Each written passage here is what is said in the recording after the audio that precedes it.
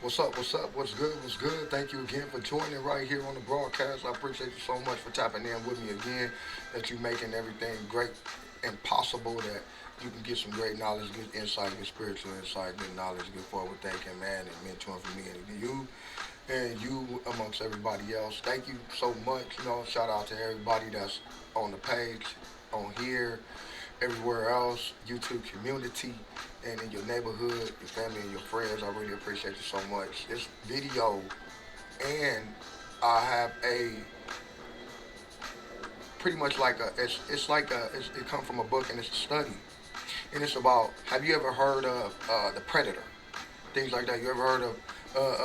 You remember that story? You remember that whole thing about the Predator? You remember all of that? They had their own community, they had their own civilization, they had their own ways, they had their own. Even right now, they got movies and stuff that's coming out with that.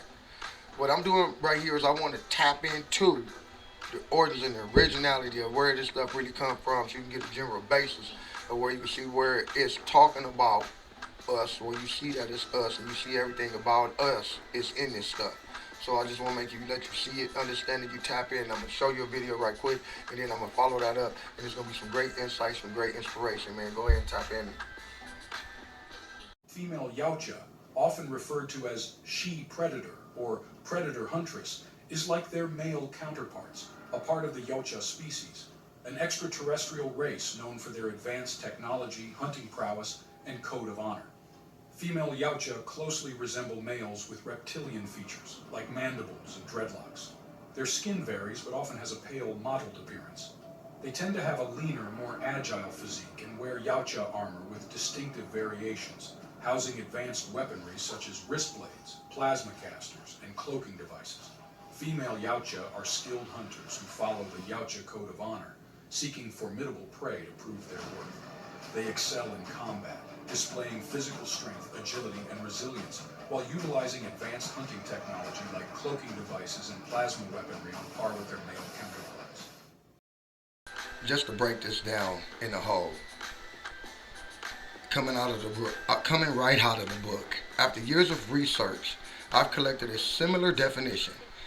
Civilization is found wherever the people are one, meaning a collection that enjoys shared across to knowledge and information, shared decision making, and shared resources within a culture that allows for all to participate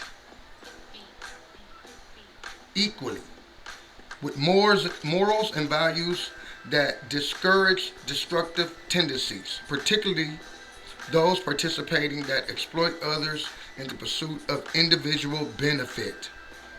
With this definition, it brings a number of so-called advances under new scrutiny, using urbanization a setup from the previous way of life.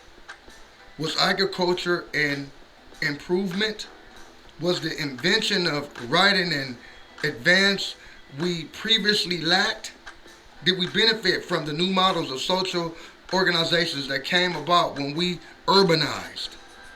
A new approach to history, one that no longer celebrates the Western model or the original model suggests otherwise.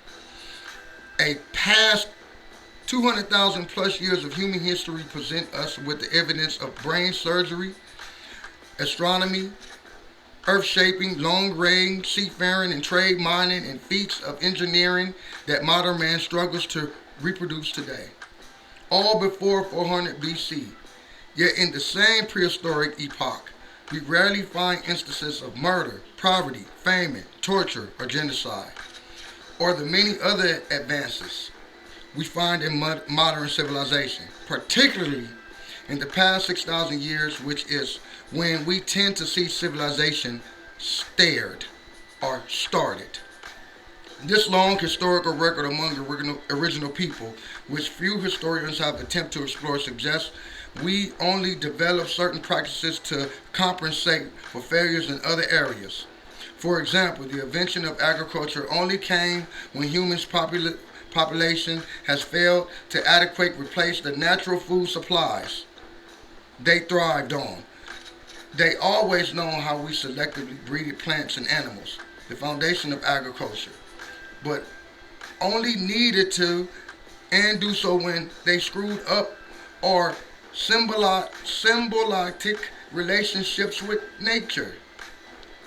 Similar, the invention of writing may appear quite incredible to us, totally, especially when it's one of the primary ways we've learned. So basically, in a nutshell, the reason why I'm reading this to you is to tell you this. Any type of culture and society and background have to have a civilization or the origin of a people or a person, family, everything, their whole tribe, the ways of communication, how in the remember those stages of life back then it was the pyramids and everything. We going back further than that as to what it seemed. We used the pictorials, images, pictographic images, and that was all the way back in 4000 BC. I'll say BCE, before the Common Era, because a lot of times they didn't told you that BC mean before Christ. I'll say this, that any type of civilization, what they're showing you where it's a non-reality. It's fake.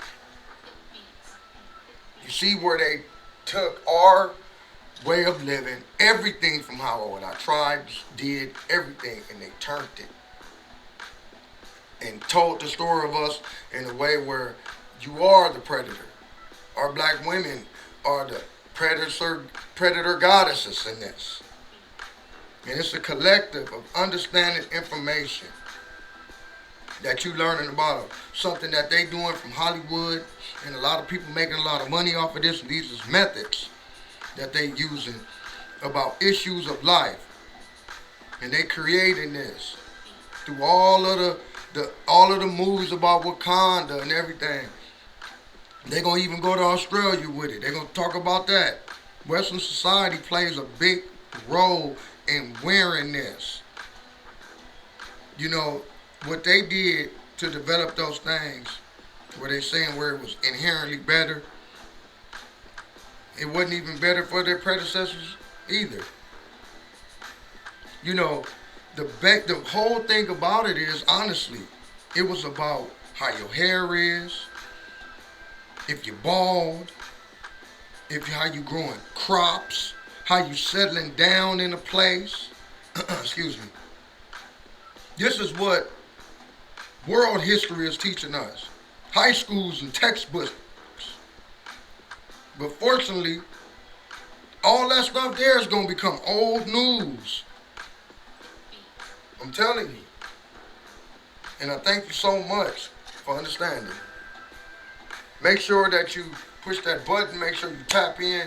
Make sure you comment, like, and share on this video and all the other videos that I got on here that is coming to come, and the past videos. Thank you so much. Thank you so much. And thank you so much. Talk to you later.